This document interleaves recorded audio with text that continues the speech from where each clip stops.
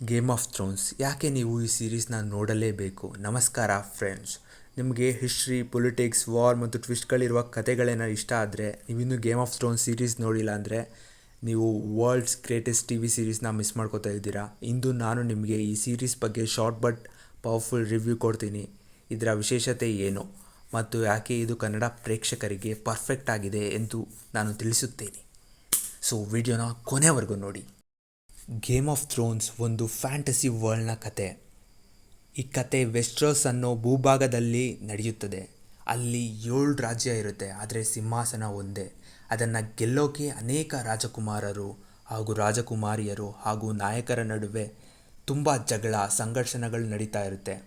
ಈ ಸೀರೀಸ್ನ ಹೈಲೈಟ್ ಏನಂದರೆ ಇಲ್ಲಿ ಯಾರು ಕೂಡ ಪರ್ಫೆಕ್ಟ್ ಅಲ್ಲ ಅಥವಾ ಯಾರು ವಿಲನ್ ಅಲ್ಲ. ಪ್ರತಿ ಕ್ಯಾರೆಕ್ಟರ್ಗೂ ಅದರದ್ದೇ ಆದ ಒಂಥರ ಡೆಪ್ತ್ ಇರ್ತದೆ. ಒಂದು ಸೀಸನ್ನಲ್ಲಿ ಯಾರು ಬೇಕಾದರೂ ಹೀರೋ ಆಗ್ಬೋದು ಮತ್ತು ಯಾರು ಬೇಕಾದ್ರೂ ವಿಲನ್ ಆಗ್ಬೋದು. ಗೇಮ್ ಆಫ್ ಥ್ರೋನ್ಸ್ ಯಾಕೆ ಸ್ಪೆಷಲ್ ಅಂತ ಕೇಳ್ತೀರಾ? ಇಲ್ಲಿ politics, drama, action, love, revenge ಎಲ್ಲ ಮಿಕ್ಸ್ ಆಗಿದೆ. John snow, ಡೇನರಿಸ್ ಟಾರ್ಗೇರಿಯನ್, Arya Starc, ಟೈರಿನ್ Lannister ಹಾಗೂ ಮುಂತಾದ ಎಲ್ಲ ಕ್ಯಾರೆಕ್ಟರ್ಗಳು ಕೂಡ ಅನ್ಫರ್ಗೆಟಬಲ್ ಕ್ಯಾರೆಕ್ಟರ್ಸ್ಗಳು.